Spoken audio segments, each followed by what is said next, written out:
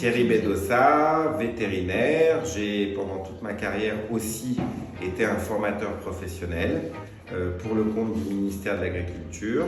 J'ai aussi fait de l'enseignement supérieur en école vétérinaire et je fais encore aujourd'hui de la recherche en collaboration avec des universités et de prestigieux instituts de recherche. J'adore l'enseignement. J'adore transmettre. J'ai eu énormément de plaisir pendant les grosso modo 20 premières années de mon exercice, quand j'avais entre 25 et 45 ans, à transmettre des jeunes dont je me sentais encore relativement proche en termes d'âge. Et c'est vrai qu'aujourd'hui, j'ai aimé l'expérience que je viens de vivre dans le centre Alcalis et aimé voir ces jeunes qui se consacrent à un métier, qui ont des rêves. J'espère que leurs rêves seront réalisés. C'est très très important qu'on se fasse plaisir. Moi, je pense qu'on peut se faire au moins autant plaisir dans une vie professionnelle que dans une vie personnelle, avec une famille, un foyer, des gens qu'on aime. Une vie professionnelle riche, c'est vraiment une succession de plaisirs infinis. Donc j'espère que tous ces jeunes que j'ai eus en formation pendant une après-midi au centre Alcalis, eh bien, ils vont être des soignants vétérinaires, des AV, qui vont se faire plaisir. Et puis j'espère que la majeure partie d'entre eux feront carrière, en tout cas pendant un temps, dans ce métier. Le métier d'AV, c'est vraiment un métier difficile, c'est un métier très exigeant parce que la plupart du temps, on est employé d'une entité, on est dans une équipe où la priorité, c'est de satisfaire le client. C'est le client qui nous fait vivre, donc la priorité, c'est de le satisfaire. Il faut atteindre l'excellence pour le satisfaire. Mais en même temps, on prend soin d'individus qui ne sont pas de la même espèce que nous. Donc on doit avoir une énorme expertise, une énorme bienveillance, une énorme empathie pour identifier les besoins de ces individus qui ne sont pas de notre espèce. Ce sont à chaque fois des personnes qui sont uniques, qui ont des besoins uniques. Et donc il faut en même temps traiter avec un propriétaire qui est notre interlocuteur humain, mais être attentif aux besoins de chacun des individus qu'on soigne. C'est un métier très divers. On a des tâches de gestion, de management, d'activités commerciales, que des responsabilités de soins qui sont très fortes. On peut être AV et anesthésiste, on peut être AV et réanimateur, on peut être AV et aide chirurgicale.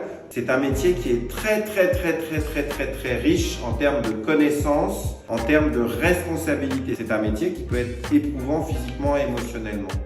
Très beau métier.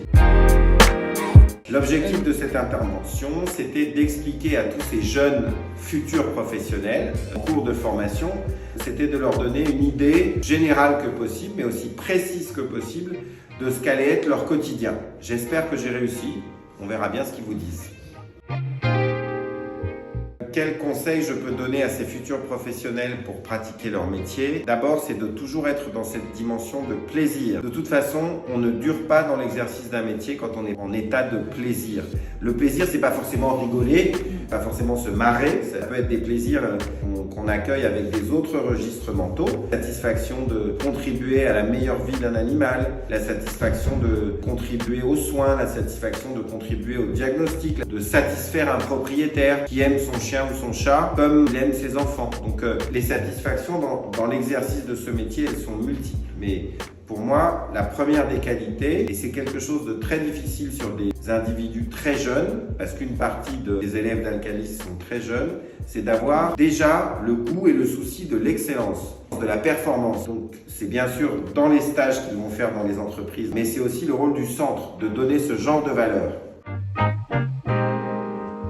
C'est-à-dire que être AV, c'est pas un métier facile parce que c'est pas forcément le métier où la rémunération financière elle va être la plus élevée. Et en même temps, c'est un métier qui est extrêmement exigeant sur le plan émotionnel. En fait, il faut vraiment avoir des vraies qualités empathiques. Il faut aimer le don de soi, c'est-à-dire ne pas penser qu'à soi, à ses plaisirs immédiats, à ses plaisirs matériels, à tout ce qu'on va pouvoir se payer grâce à son salaire. Mais il faut penser chaque jour, à partir du moment où on met le pied dans la clinique, le cabinet ou l'hôpital dans lequel on travaille, à tous ces petits individus si vulnérables qui ont des besoins. Et nous, comme on est professionnels, eh bien, on est plus à même de les reconnaître que même leurs propriétaires ne peuvent le faire. Et donc, ce don de soi, il est impératif dans les métiers du soin. Et il est encore plus exigeant parce qu'on soigne des individus qui ne sont pas de notre espèce.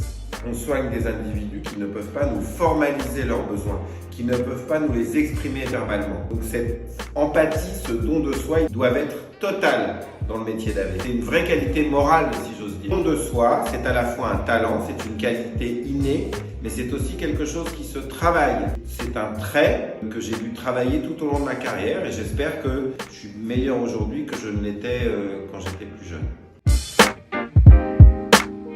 Moi, j'ai commencé à être vétérinaire.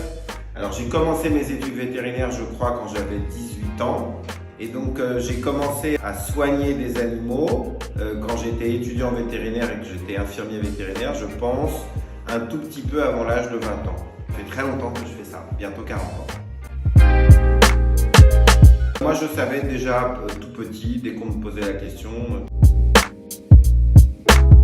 Oui, quand j'étais adolescent, moi j'avais besoin de beaucoup étudier. C'était pas inné, que je sois performant dans le système scolaire. Très vite, j'ai compris qu'il fallait que je donne une part importante de mon temps d'adolescence à l'étude et pas au plaisir facile, immédiat, que j'adore par ailleurs, la fête, les autres, rigoler. Mais j'ai compris qu'il fallait que je passe beaucoup de temps. Et à mon âge, bientôt 60 ans, j'y passe toujours beaucoup de temps pour l'intensité de l'exercice de mon métier. Ça donne tellement de plaisir qu'on pense peut-être moins à ses plaisirs personnels.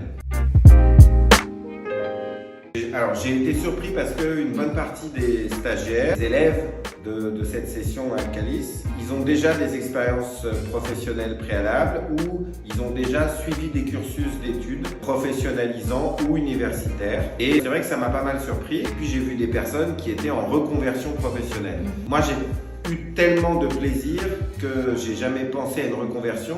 Seulement en 4 décennies de carrière, j'ai accumulé les métiers. C'est-à-dire qu'aujourd'hui, quand on me demande ce que j'ai fait, j'ai été pour le fun animateur pour des émissions de télé. C'est quand même quelque chose de très différent de ce à quoi j'avais été entraîné en tant que vétérinaire.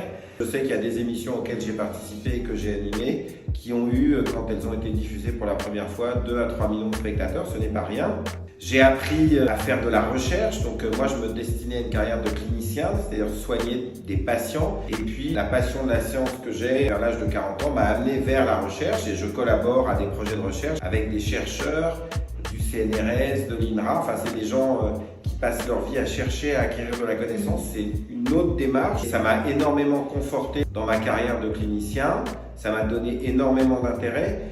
Heureusement, il y a 20 ans ou 25 ans, j'ai commencé à me préoccuper des animaux abandonnés et donc j'ai donné une part significative de ma vie professionnelle à créer des associations, les administrer, les développer et ça m'a donné un plaisir infini et ça me donne aujourd'hui peut-être le plus important de mes plaisirs, c'est-à-dire grâce à ce métier, j'ai vraiment appris plein de métiers. C'est vrai que quand je vous parle, je me rends compte que je fais dans mon quotidien 6 ou 7 métiers différents. C'est peut-être ça aussi qui me maintient tellement en situation de plaisir, c'est probable. Je suis toujours ravi quand je me rends dans un lieu comme celui-ci, c'est-à-dire un centre de formation qui forme à des métiers mais vraiment très divers et très variés. Je suis toujours ravi, j'arrive avec certains de mes chiens et je vois tous les visages qui s'illuminent, la plupart. Il y en a 1 ou 2 que j'ai vu terrorisés et la plupart, ils ont eu un gros smile. Et en fait, c'est mon quotidien. C'est-à-dire que vivre avec les animaux, être à leur contact, ça génère des bonnes émotions. Et ça, c'est toute ma vie. Et là, quand je suis arrivé au centre Alcalis, j'ai vu plein de gens qui souriaient, qui s'illuminaient. Voilà. Vivre avec les animaux, c'est générateur de plaisir. Le smartphone, ça permet aux praticiens que je suis, par exemple, d'éclairer les yeux de mon patient, d'éclairer les conduits auditifs, de voir entre les poils s'il y a des puces, des parasites, des champignons, montrer aux propriétaires des vidéos, par exemple, comment entraîner un chat quand on habite dans un appartement au 5e étage pour qu'il jouisse un peu de la vie en extérieur, comment entraîner un chien qui s'embête quand il est laissé seul de 8h à midi par exemple en matinée, et bien à utiliser les jouets distributeurs de croquettes, de nourriture. Donc j'utilise aussi mon smartphone pour correspondre avec les 2, 3, 4 autres équipes avec lesquelles je travaille dans mon quotidien. Ça, c'est mon outil de travail principal aujourd'hui. Merci pour la qualité de votre accueil.